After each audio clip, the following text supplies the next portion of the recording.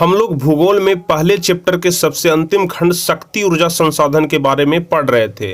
और शक्ति ऊर्जा संसाधन के बारे में हम आपको पिछले वीडियो में बहुत सारे क्वेश्चन का आंसर बताए थे जो कि बहुत अधिक इम्पोर्टेंट थे, जिसमें हम आपको कोयला के बारे में बताए थे, कोयला के प्रकार के बारे में बताए थे और कोयला का उपयोग कहाँ कहाँ पर किया जाता है इसके बारे में भी हम आपको बताए थे। चलिए हम लोग इस वीडियो में जहाँ तक आपको हम पिछले वीडियो में बताए थे उसके आगे जो क्वेश्चन बच गए हैं वहाँ से हम आपको बताएंगे, जिसमें हम आपको आज बताएंगे कि उपयोगी स्तर के आधार पर ऊर्जा कितने प्रकार के होते हैं। यहीं से हम आपको इस वीडियो में स्टार्ट करेंगे और इस क्वेश्चन के आगे जितने सारे भी क्वेश्चन शेष बच गए हैं सारे क्वेश्चन को भी हम आपको इस वीडियो में बताएंगे। तो आप लोग वीडियो को शुरू से लेकर के अंत तक देखिएगा और अच्छे तरीके से समझने की कोशिश करिएगा, क्योंकि जैसा कि हम आपको पिछले वीडियो में भी बताए थे कि हम आपको इस चैप्टर में जितने सारे भी क्वेश्चन बताएंगे इस वीडियो में, यह सारे क्वेश्चन एग्जाम के व्यू से, एग्जाम की दृष्टि से बहुत अधिक महत्वपूर्ण होंगे। इसलिए आप एक एक क्वेश्चन को ध्यान से समझने की कोशिश करिएगा। तो चलिए हम वीडियो को शुरू करते हैं और आपको बारी बारी से एक एक क्वेश्चन का आंसर बताते हैं। तो आप सभी लोग इस वीडियो को लाइक कर दीजिए और जो भी स्टूडेंट इस चैनल पर नए हैं वह चैनल को सब्सक्राइब करके बेल आइकन दबा दीजिए ताकि आगे के भी सभी वीडियो का नोटिफिकेशन आपको मिल सके। तो देखिए क्वेश्चन कह रहा है कि उपयोगी स्तर के आधार पर ऊर्जा कितने प्रकार के होते हैं। यह क्वेश्चन हम आपको बताएं, इसके पहले हम आपको बता दें कि यदि आपको इसका नोट्स चाहिए इस चैप्टर का, या फिर इसके अलावा आपको 10th से लेकर के 12th तक के किसी भी सब्जेक्ट, किसी भी चैप्टर का नोट्स चाहिए तो डिस्क्रिप्शन में आपको लिंक मिल जाएगा सबसे ऊपर में ही। उस लिंक पर आप जैसे ही क्लिक करिएगा आप सीधे प्ले स्टोर में चले जाइएगा, जो कि टारगेट बोर्ड का ऑफिशियल ऐप है, उससे आप लोग डाउनलोड कर लीजिएगा। या फिर आप सीधे प्ले स्टोर में जाकर के टारगेट बोर्ड सर्च करिए, ऊपर में ही आपको एक पहले या दूसरे नंबर पर आपको टारगेट बोर्ड का ऐप दिखाई पड़ेगा, उससे आप लोग डाउनलोड कर लीजिए। उस ऐप में आपको 10th से लेकर के 12th तक के सारे नोट्स ऑब्जेक्टिव और सब्जेक्टिव के साथ अवेलेबल हैं, जहां से कि आप लोग पढ़ सकते हैं। वहां से आपको परीक्षा की तैयारी में बेहतर मदद मिलेगी। तो आज ही आप लोग उस ऐप को डाउनलोड कर लीजिए। तो देखिए हम लोग देख रहे थे कि उपयोगी स्तर के आधार पर ऊर्जा कितने प्रकार के होते हैं।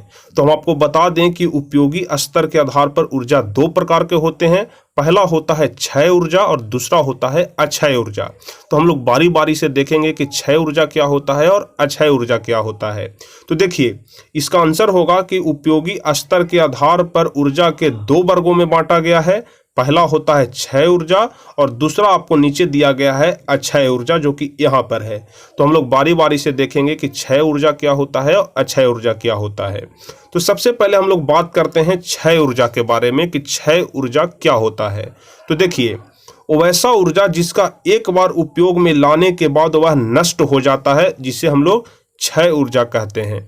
कहने का मतलब हुआ कि जिस चीज का उपयोग हम लोग एक बार कर लिए दोबारा हम लोग उसका उपयोग नहीं कर सकते हैं, क्योंकि पहली बार उपयोग करने के बाद ही वह नष्ट हो जाता है, बर्बाद हो जाता है। जैसे कोयला हो गया, खनिज तेल हो गया। देखते हैं जब आप लोग कोयला का उपयोग करते होंगे तब उसके बाद जो राख बच जाता है तो दोबारा से हम लोग राख का उपयोग नहीं कर सकते हैं। यानी कि एक बार यदि हम लोग कोयला का इस्तेमाल कर लिए तो दोबारा उपयोग करने लायक वह नहीं रह जाता है, वह नष्ट हो जाता है। इसलिए इन सभी चीज़ों को क्षय ऊर्जा के अंतर्गत रखा जाता है। तो क्षय ऊर्जा का परिभाषा होगा कि वैसा ऊर्जा जिसका एक बार उपयोग में लाने के बाद वह नष्ट हो जाता है क्षय ऊर्जा कहलाता है, जैसे कोयला, खनिज तेल। अब दूसरी तरफ हम लोग देखेंगे अक्षय ऊर्जा के बारे में कि वैसा ऊर्जा जिसका उपयोग बार बार किया जाता हो उसे अक्षय ऊर्जा कहते हैं। सीधे उसका उल्टा हो जाएगा। यानी कि हम लोग क्षय ऊर्जा में देखे थे कि जिसका उपयोग हम लोग एक बार कर लिए उसके बाद वह नष्ट हो जाता है, वहीं हम लोग अक्षय ऊर्जा में बात कर रहे हैं कि वैसा ऊर्जा जिसका उपयोग बार बार किया जा सके अक्षय ऊर्जा कहलाता है। जैसे देखिए विद्युत हो गया, शक्ति हो गया, सौर ऊर्जा हो गया। विद्युत का उपयोग आप लोग एक बार कर लेते हैं तो दोबारा से भी आप लोग उसका उपयोग कर सकते हैं। सौर ऊर्जा हो गया जो कि सूर्य के प्रकाश से प्राप्त होता है, तो सूर्य का प्रकाश तो समाप्त होने वाला नहीं है, इसलिए हम लोग उसका उपयोग बार बार कर सकते हैं। इसलिए इन सभी चीज़ों को अक्षय ऊर्जा के अंतर्गत रखा जाता है। तो आप लोग ऊर्जा के बारे में समझ गए होंगे कि क्षय ऊर्जा और अक्षय ऊर्जा दो प्रकार के ऊर्जा होते हैं, जिसमें क्षय ऊर्जा क्या होता है और अक्षय ऊर्जा क्या होता है। अब देखिए उसके आगे हम लोगों को पढ़ना है कि भारत का प्रमुख परमाणु विद्युत गृह ठीक है, यह टॉपिक बहुत अधिक इंपॉर्टेंट है, हमेशा आपके एग्जाम में पूछे जाते हैं, ध्यान रखिएगा। आप लोग ध्यान रखिएगा कि भारत का प्रमुख परमाणु विद्युत गृह कहाँ कहाँ पर है।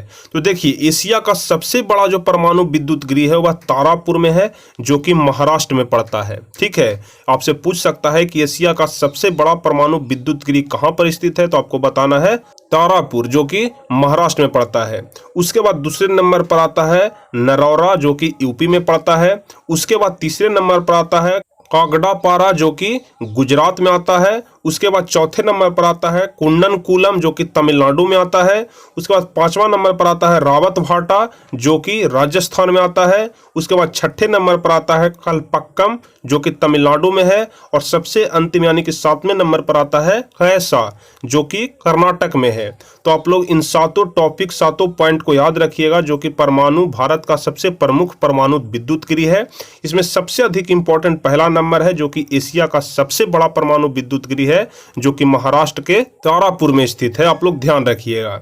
चलिए, उसके आगे हम लोगों को पढ़ना है कि ऊर्जा के गैर परंपरागत स्रोतों के प्रकारों के बारे में वर्णन करें, कि ऊर्जा के गैर परंपरागत स्रोत क्या होते हैं। हम आपको ऊपर में बताए थे कि ऊर्जा के दो प्रकार के स्रोत होते हैं, एक परंपरागत और दूसरा गैर परंपरागत, जिसमें आपको यहाँ पर पूछा जा रहा है कि ऊर्जा के गैर परंपरागत स्रोतों के प्रकार के बारे में बताइए, कितने प्रकार के गैर परंपरागत स्रोत होते हैं। तो देखिए, सबसे पहला होता है पवन ऊर्जा।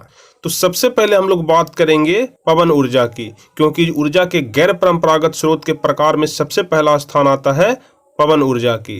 तो हम लोग इसके बारे में लिखेंगे कि पवन चक्की की सहायता से पवन ऊर्जा की उत्पत्ति होती है। ठीक है, जो पवन ऊर्जा का निर्माण होता है वह पवन चक्की की सहायता से। इसमें गतिज ऊर्जा को विद्युत ऊर्जा में बदला जाता है, जिसका उपयोग ग्रामीण क्षेत्रों में किया जाता है।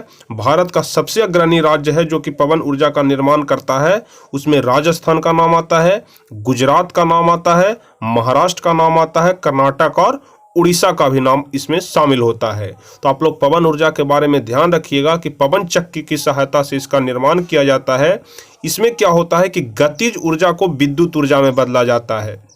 आप लोग देखे होंगे कि बहुत ऊंचे ऊंचे टावर की तरह बहुत बड़े बड़े डायने के साथ लगाया जाता है। अगर तेज हवा चलती है जिससे वह डायना घूमता है और घूमने से उसमें विद्युत का निर्माण होता है। ठीक है, जो कि ग्रामीण क्षेत्रों में उसका उपयोग किया जाता है। इसमें सबसे अग्रणी राज्य हो जाता है राजस्थान, गुजरात, महाराष्ट्र, कर्नाटक और उड़ीसा। दूसरे स्थान पर आता है ऊर्जा के गैर परंपरागत स्रोत में सौर ऊर्जा का। ठीक है, सौर ऊर्जा के बारे में आप लोग जानते होंगे कि सूर्य के प्रकाश से इसका निर्माण होता है। तो हम लोग लिखेंगे कि सूर्य के किरण से प्राप्त होने वाली ऊर्जा को सौर ऊर्जा कहते हैं। ठीक है, सूर्य के प्रकाश से जिस ऊर्जा का निर्माण होता है उसे सौर ऊर्जा कहते हैं। इसमें सौर सेल के निर्माण में सिलिकॉन का प्रयोग किया जाता है। सौर ऊर्जा में जो सौर सेल का निर्माण होता है इसमें सिलिकॉन का उपयोग होता है। यह सौर ऊर्जा को विद्युत ऊर्जा में बदल देता है। यह सौर ऊर्जा यानी कि जो सूर्य का प्रकाश होता है उसे यह विद्युत ऊर्जा में बदल देता है। इसका उपयोग कहाँ कहाँ पर होता है, तो हीटर जलाने में भी होता है, पंखा में होता है, कूलर में होता है, खाना बनाने में होता है, सिंचाई करने में होता है। यानी कि विद्युत का उपयोग जहां जहां पर भी होता है वहां सभी जगह सौर ऊर्जा का भी उपयोग होता है। तो सबसे पहले पवन ऊर्जा के बारे में आप लोग ध्यान रखिएगा और उसके बाद नंबर आता है सौर ऊर्जा का, जिसका निर्माण जो होता है वह सूर्य के प्रकाश से होता है। सौर प्लेट जो होता है वह हर एक घरों में लगा रहता है। करीब करीब अधिकांश घर ऐसे होते हैं जहां पर सौर प्लेट लगा रहता है। इसे ही हम लोग सौर ऊर्जा के नाम से जानते हैं। आप लोग सौर प्लेट को देखे भी होंगे शायद। तो सौर ऊर्जा के बारे में आप लोग ध्यान रखिएगा कि इसका निर्माण जो होता है वह सूर्य के प्रकाश से होता है। इसमें सौर सेल लगे होते हैं जो कि सिलिकॉन का बना होता है। आपसे ऑब्जेक्टिव क्वेश्चन में पूछ सकता है कि जो सौर प्लेट में जो सौर सेल लगा होता है उसके निर्माण में किस चीज़ का प्रयोग किया जाता है, तो आपको बताना है कि सिलिकॉन का प्रयोग किया जाता है। यह सौर ऊर्जा को विद्युत ऊर्जा में बदल देता है। इसका उपयोग के बारे में हम आपको बताएं कि खाना बनाने में, सिंचाई करने में, पंखा चलाने में, कूलर चलाने में, हीटर जलाने में सभी जगह इसका उपयोग होता है जहाँ जहाँ पर विद्युत का उपयोग होता है। उसके बाद देखिए ऊर्जा के गैर परंपरागत स्रोत में स्थान आता है बायोगैस का, जिसे कि हम लोग गोबर गैस के नाम से भी जानते हैं। गोबर गैस का निर्माण कैसे होता है? तो जो जीव जंतुओं के गोबर होते हैं, मल मूत्र होते हैं, सड़े गले वनस्पति होते हैं, इन सभी से इस चीज को तैयार किया जाता है। तो बायोगैस में हम लोग लिखेंगे कि ऊर्जा का वह रूप जिसका निर्माण जीव जंतुओं के गोबर से, मल मूत्र से, कूड़ा करकट से, सड़े गले वनस्पति से तैयार की जाती है, जिसे ही हम लोग बायोगैस के नाम से यानी कि गोबर गैस के नाम से जानते हैं। जो बायोगैस होता है इसमें मुख्य रूप से मीथेन गैस पाया जाता है। ठीक है, बायोगैस का उपयोग भी हम लोग खाना बनाने के लिए करते हैं, गैस जलाने के लिए करते हैं। मुख्य रूप से जो बायोगैस का उपयोग होता है वह खाना बनाने के लिए ही होता है। जिनके घरों में अधिक जीव जंतु होते हैं, भैंस गाय होते हैं, वह बायोगैस का निर्माण करा लेते हैं ताकि उससे खाना बनाया जा सके। तो आप लोग ध्यान रखिएगा, ऊर्जा का वह रूप जिसका निर्माण जीव जंतुओं के गोबर, मल मूत्र से होता है, सड़े गले वनस्पति से होता है, उसे ही हम लोग बायोगैस कहते हैं। और उसके बाद चौथे नंबर पर जो कि ऊर्जा के गैर परंपरागत स्रोत के अंतर्गत आते हैं, स्थान आता है भूतापीय ऊर्जा का। अब भूतापीय ऊर्जा क्या होता है इसके बारे में हम लोग जानेंगे। तो देखिए, पृथ्वी के भूगर्भ से प्राप्त ऊर्जा भूतापीय ऊर्जा कहलाता है। आप लोग नाम से यहाँ पर समझ रहे होंगे, भूतापीय, भू मतलब होता है पृथ्वी और तापीय मतलब पृथ्वी से जो ताप निकल रहा है। तो हम लोग लिखेंगे कि पृथ्वी के भूगर्भ से प्राप्त होने वाले ऊर्जा को भूतापीय ऊर्जा कहते हैं। इसमें ज्वालामुखी क्रिया के दौरान लावा, राख, मैग्मा बाहर निकलती है तो विशाल मात्रा में ऊर्जा मुक्त होती है। देखिए, कहीं कहीं पर आप देखते होंगे कि जब धरती फटता है तो धरती के अंदर से ज्वालामुखी निकलता है, जिसमें लावा होता है, राख होता है, मैग्मा होता है। इसे ही हम लोग भूतापीय ऊर्जा कहते हैं। तो आप लोग भूतापीय ऊर्जा के बारे में ध्यान रखिएगा कि पृथ्वी के भूगर्भ से प्राप्त होने वाली ऊर्जा को भूतापीय ऊर्जा कहते हैं। देखिए, उसके बाद सबसे लास्ट नंबर आता है ऊर्जा के गैर परंपरागत स्रोत में, जो होता है ज्वारीय ऊर्जा। तो ज्वारीय ऊर्जा क्या होता है? तो समुद्रों में ज्वार से उत्पन्न ऊर्जा को ज्वारीय ऊर्जा कहा जाता है। आप सभी लोग जानते होंगे कि समुद्र में ज्वार और भाटा आते हैं, जिसमें समुद्र का पानी ऊपर तक चला जाता है। तो समुद्र में ज्वार से जो ऊर्जा उत्पन्न होती है उसे ही हम लोग ज्वारीय ऊर्जा कहते हैं। यह गुजरात के कच्छ क्षेत्र और खंभात की खाड़ी से प्राप्त होते हैं। जो ज्वारीय ऊर्जा होता है वह कहाँ कहाँ से प्राप्त होता है? तो गुजरात के कच्छ क्षेत्र से और खंभात की खाड़ी से प्राप्त होते हैं। तो आप लोग ध्यान रखिएगा, ऊर्जा के गैर परंपरागत स्रोत में हम आपको सबसे पहले बताए पवन ऊर्जा के बारे में, उसके बाद हम आपको बताए सौर ऊर्जा के बारे में, उसके बाद हम आपको बताए बायोगैस के बारे में, उसके बाद हम आपको बताए भूतापीय ऊर्जा और सबसे लास्ट में आपको बताए ज्वारीय ऊर्जा के बारे में। और सभी चीज़ों के बारे में हम आपको विस्तार रूप से बताए। तो हम आशा करते हैं कि आप ऊर्जा के गैर परंपरागत स्रोतों के प्रकार के बारे में अच्छी तरीके से समझ गए होंगे। इसके बाद देखिए, यहाँ पर भी एक टॉपिक पढ़ना है जिसमें लिखा हुआ है कि तेल शोधक कारखाना और स्थान, यानी कि धरती के अंदर से जो तेल निकाला जाता है उसे ही हम लोग बोलते हैं तेल शोधक कारखाना। तो यह कारखाना कहाँ कहाँ पर स्थित है, इसका स्थान कहाँ कहाँ पर है, इसके बारे में यहाँ पर लिखा गया है, जो भी इम्पोर्टेंट है। ऑब्जेक्टिव और सब्जेक्टिव दोनों में यह क्वेश्चन पूछा जाता है। तो देखिए, सबसे पहला स्थान आता है बरौनी का, जो कि बिहार में ही स्थित है, जहाँ पर कि तेल शोधक कारखाना है, यानी कि बरौनी में तेल शोधक कारखाना है जहां पर कि तेल निकाला जाता है धरती के अंदर से। उसके बाद आता है डिगबोई, जो कि असम में पड़ता है, जो कि सबसे प्राचीन तेल शोधक कारखाना, यानी कि सबसे पुराना जो तेल शोधक कारखाना है वह असम के डिगबोई में है। उसके बाद स्थान आता है मथुरा का, जो कि उत्तर प्रदेश में स्थित है।